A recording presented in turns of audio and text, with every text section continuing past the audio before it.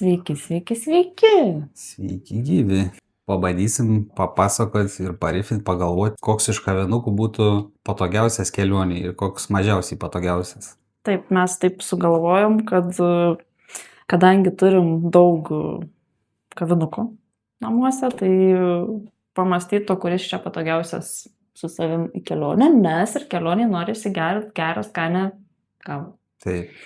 Tai manykim, kad namuose susimalėm pupelės, nors galima, aišku, visada naudoti rankinę kavamolę ir labai puikiai per porą minučių maksimaliai šviežiai pasidaryti miške, tarkim, kavos arba prie ežero. Ir tuo pačiu pasportuosit. Jo, tai va, tai aišku, gal, nežinau, pradėkim, kuris iš tikrųjų yra ir oficialiai, ir praktiškai patogiausias kelionėse. Ką tu atskleisi?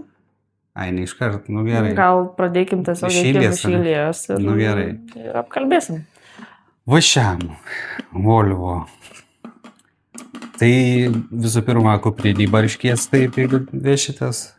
Kitas dalykas, kaip matom, užima nemažai vietos. Ar į gamtą, ar į kelionę lėktuvu, ar automobiliu, nesvarbu čia, kur jau važiuosit, vietos šiek tiek užims. Taip, nebent, aišku, galite išnaudoti prisigrūsti kojinių ir apatinių kokių, arba, nežinau, kažko. Nu, šiaip jo, bet aišku, pagrindinis minusas tai yra stiklinis daiktas. Taip, tai gali sudužt. Aš kažkodėl buvau įsitikinus, kad jis plasmasinis. Įžydinėkit hario, stiklas, tai grūdintas stiklas, bet jo, vieta, stiklas ir aišku, jeigu jau dasivešit kažkur bet kur, tai tikrai pasigaminti, sakykime, nesudėtinga. Reikės karšto vandens, susimalsit pupelių namuose ar miške ir filtriuką įsidėsit ir puikiai ne vienas žmogus. Taip, tai pliusas, kad ne savo vienam pasigaminsit, minusai dydis, dužtamumas ir papildomi dalykai. Jo. Dar aš norėjau grįžti prie irgi, galim sakyti, kavinukas, tai automatinio kavos aparato į mišką ar į kelionę nenusivešit. Nu, teoriškai su saulės panelė arba kokiu dviračio minimo generatorium, ne, aišku, čia vėjas. Juokaujam. Juokaujam. Nebent, aišku, jeigu turi tik kavos aparatą naminį, tai su termopadeliais puikiai namuose pasigaminat, ilgai išlaiko ir ten atsigėrėt. Bet mes ne apie tai. Mes ne apie tai, atsiprašau. Ne, viskas gerai. Tai va, antras iš eilės yra Chemexas. Pusbrolis va šešėlis. Pusbrolis, jo. Nors atvirkščiai gal, bet nesvarbu. Jo, menzūrėlė. Tai va, tai... Taip, tai vėlgi, kaip matom, minusas. Šniuriukas. Šalikėlis. Minusas dydis. Taip pat yra gan didelis daiktas. Taip pat, kaip ten Aleksandras sakė apie, jeigu esi koks ten. Atgrubnagis, atbuliarankis. Lepeizorius. Kad... Lepeizorius pala yra... Tas, kur teritojas. Abrinakis žvairs, o lepeizorius, nes tur jo, viskas krenta iš rankų. Tai jo, tai sudėti lygiai tas pats, aišku, grūdintas stiklas, bet gamyba ta pati, kavos paruošimo būtų, bet... Aš dar vieną kokį minusą matyčiau be dužtamumo ir be dydžio - filtras. Filtras, bent jau mes ką turim, aš ištrauksiu parodyti. Nelankstyti filtrai, tokia dėžutė. Aišku, jį susilankščius galima įsidėti iš karto galima, bet yra esmė jo neišpurzinti, vis tiek nepričiupinėti, nesugadinti kavos skonio, jeigu ten preciziškai visai. Bet, nu, ta prasme, daug elementų reikia pasiimti kartu su savim, daug kom rūpintis, nepatogu, didelis, tai vis tiek jisai skirtas yra susijęs su draugai. Aišku, jūs savo vėlgi dasivešit. Čia iš visą šešiesę galima atsigerti prie laužo, skaniai kavikės viską. Taip, tai ar gamtoje, ar kelionėje tas patogu, kad jau gersi ne vienas, galėsit gerti keliesi. Jo, jeigu kempingė savaitę planuojat būti, tai vieną kartą atsargiai atsivešit ir skaniai savo mėgusit. Taip, bet jau su kokiu, jeigu dviračiu, aš bijočiau vežti. Tikrai taip, tai va. Nes dar daugiau stiklo negu čia. Tai čia yra viena grupė kavinukų. Stiklinių. Jo. Stiklinių. Taip. Čia labiau Ilgoja. svečiam. Vagėlės ištraukiai, bipt, kavos įpyliai, svečiai tie, bim, Taip, labai pataisėjai. kitiem. Moka.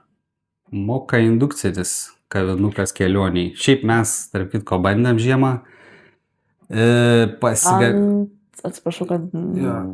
įsiterpiu, noriu pasakyti, kad ant net ne elektrinė dujinė. Andujinės viryklės su... Dujinė dujinytė laukinė. Jo, su indukciniu padu. Bet šiaip, ta prasme, ne, šitas indukcinis kaitpodis, šitas moka kavinukas, jį galima ir ant ugnies šiaip šildyti. Jeigu, aišku, jisai apsineš, aišku, automatiškai apačią, jeigu nori ten estetiškai išlaikyti, gal nereikėtų, bet šiaip jį pilnai galima visais būdais užkaisti. Tai tik tai apie žiemą, kas irgi sekat žiūrit mūsų video, tai jūs turbūt matėt, kad žiemą ant tos dujinytės laukia mums nepavyko pasidaryti kavos, ko gero įtariam dėl šalčio ir dėl tą dieną buvo didelis vėjas. Nu, ten kažkas nepasisekė. Šiaip esmė konstrukciškai, tai pilnai galima jo be jokių problemų, tik tai jeigu jūs norit 100%, sakykime, su moka yra tokia, nu nežinau, čia kaip čia su ko palyginti, labai toks užsispyrė. Nu, itališki automobiliai, itališki motociklai, gal itališkos moteris. Yra labai sunku atkartuoti, ką vakar padarysiu su moka kavinuku, bent man, pavyzdžiui. Tai jeigu norit eksperimentų, aišku, gausit, ta prasme, jeigu jūs esate espreso gerėjai ir norit miškį espreso, tai geriau negu su moka kavinuku, su nekom kitų jums neišeis. Čia yra vis tiek ekvivalentas espreso, naminiam espreso. Nes gausit tikrai tirštą tokią sodrę kavą ir kiek čia 4, 3? Čia yra 4 espreso podelių talpos. Tokį turim pardavime irgi ir turim neindukcinį. Tai va. Tai reikėtų omeny, kad 4 su šituo galit kelionį gamtoj ar įsidėję į bet kur lėktuvus skristi, kažkur skrendat, galėsit pasidaryti. Minusas. Jisai yra gan sunkus. Tai tarkim, jeigu skristi lėktuvu, jau žinokit, kad užims papildomo svorio ir jau papildomų suknelių ar batų neįsidės. Jo, kas su Ryanairu skraido, pėksta, tai žinau, kad labai grams į gramą. Taip, vietos labai daug neužima. Ką papildomai dar pasimti su savim reikia, jeigu norim su šito gaminti? Yra priedų milijonas, bet galima apsieiti be visų jų. Tai esmė yra, aišku, reikės susimalti kavą. Arba su rankinė kavamalė, arba iškart namuose. Tik per anksti, sakykime, nesusimalkit. Jau ten porą dienų, gal dieną iš vakaro geriausia, aišku. Taip, tai reikės, realiai nieko čia ir nereikės susisverti. Netgi realiai susisverti čia nereikia. Tiesiog praktiškai visą laiką žiūrit šitam basoniukė, kad būtų, sakykime, kiek įtalpa tiek kavos ir dėkit ir viskas. Čia, sakykime, net svarstyklių nereikia. Toje vietoje reikės, aišku, ugnies šaltinio. Bet dėl ugnies šaltinio, ką aš matau, kad, tarkim, jeigu norit į gamtą, tai jau ne visai tinkamas variantas, nes, kaip sakė Aleksandras, galim dėti ant žarijų. Nu, šitą indukcinę, aišku, yra neindukcinių variantų, tada kaip ir nėra problemų, bet jeigu šita tada prūks.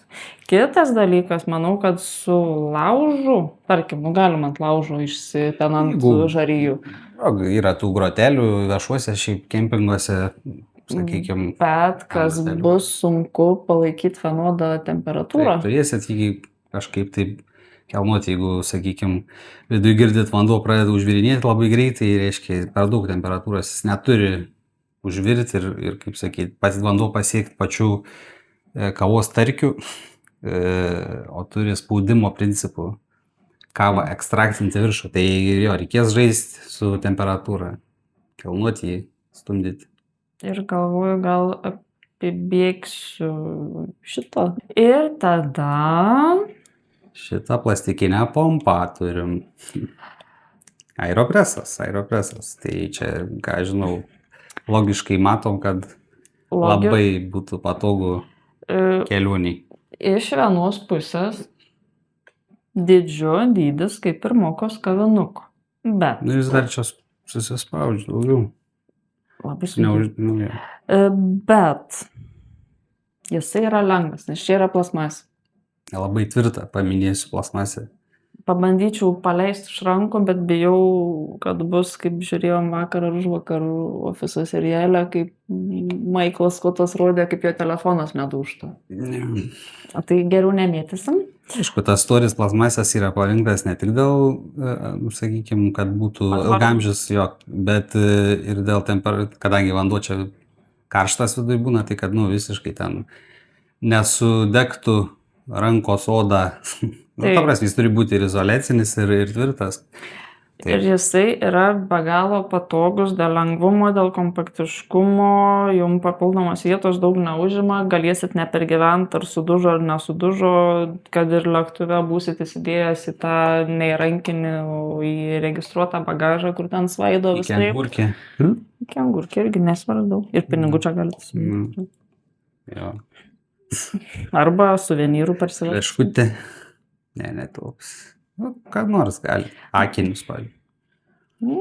Žodžiu, tikrai patogus daiktas ir kaip pradžioje Aleksandras sakė, yra visuotinai taip ir priimta, kad šitas daiktas Aeropresas yra patogiausias į keliones į mišką, į skrydžius, į kur tik norite. Taip, turistų pasirinkimas numeris 1. Bet aš noriu pasakyti, o plasmasė tai čia... Ne, plasmasė aš noriu. Yra kai Nokia 3310, kas atsimenat iš vyresnių. Aš noriu sakyti ne apie plasmasę, o apie jūsų faktą, koks minusas. Minusas, jo. Tada ir sakiau, bet... Minusas yra, kad čia yra vadinamas egoisto kavinukas. Todėl, kad vieną porciją vienam podeliui ir antrą porciją turėsit susimalt. Aišku, susimalt galite iš karto vien, bet esmė, kad užsiplykysit ir užsipilsit į vieną podelį. Nebent, aišku, šiaip, ką žinau, čia telpa apie 250 ml, tai galima ir 2 atsigerti. O man dabar klausimas, visi Aeropresai yra vienos talpos, prasme, nėra, kad, tarkim, kaip Mokos ar... Dabar yra ten, aš mačiau, išėjęs stiklinis, metalinis esu matęs, yra permatomas, tai permatomas tikrai tokios patalpos. Tarvėsime varijuoti, manau, daug nevarijuos, nes yra vis tiek užpatentuota ir proporcinė technologija, aš manau, ir dėl tos priežasties gal per daug neeksperimentuoja. Šiaip labai patogu, 250 ml, tai čia yra lietuviškas standartas kavos puodelio, o sakykime, tokios plikomos kavos, o ne espreso. Ir procesas labai paprastas. Absoliučiai. Ir labai atlaidus, noriu pasakyti, kad, pavyzdžiui, su kai kuriais kavinukais reikės išdirbti savo, kaip sakyti, techniką, technologiją. Su Aeropresu, tai nežinau, čia nėra kaip suklysti. Visą laiką gausis labai gerą kavišką, sodri kava, skani. Taip. Absoliučiai. Tada šitas ponas Giusnekas. Taigi, čia aišku, jisai nėra gal kaip atskiras kavos virimo kažkoks tai kavinukas aparatas, bet kodėl mes jį čia pasidėjom? Todėl, kad ta prasme, realiai apart, sakyčiau, Mokos kavinuko, visiems šitiem kavinukam yra rekomenduojama naudoti Giusneką. Aišku. Prašau. Kodėl? Todėl, kad vanduo, jeigu pilat iš virdulio tokio kažkokio, tai vanduo didelę srovę tieškėsi į tirščius apačioj, gali juos išspardyti ir, ta prasme, nevienodai pasiskirsto vanduo ant tų tirščių. Tai čia su šituo labai galit stabiliai pilti, kur jūs tik norit, sakykime, tą vandenį ir lėtai, nedisturbinant tų tirščių apačioj užpilinėti. Yra labai svarbu vienu metu visą plotą, sakykime, čia būtų filtruose kava, čia būtų viduj kava. Tai vienu metu, sakykime, stengtis kažkaip tai unisoniškai juos apipilti. Tai su šituo labai gerai galim, ta prasme, reguliuoti ir greitį, ir srovę, ir kryptį. Tai vat kodėl ir pasidėjom, kad kaip ir prie šitų 3 reikalingas toks būtų. Bet aš nežinau, mano pastebėjimas, iš kiek kavą ruošiam, labiausiai šitiem 2. Nes iš tikrųjų taip. aš suprantu, kad ir aeropresui tas pilimas reikalingas, bet čia kai kava būna čia. Čia filtras. Kad jinai užsukta panašiai kaip mokos kavinukė būna. Ir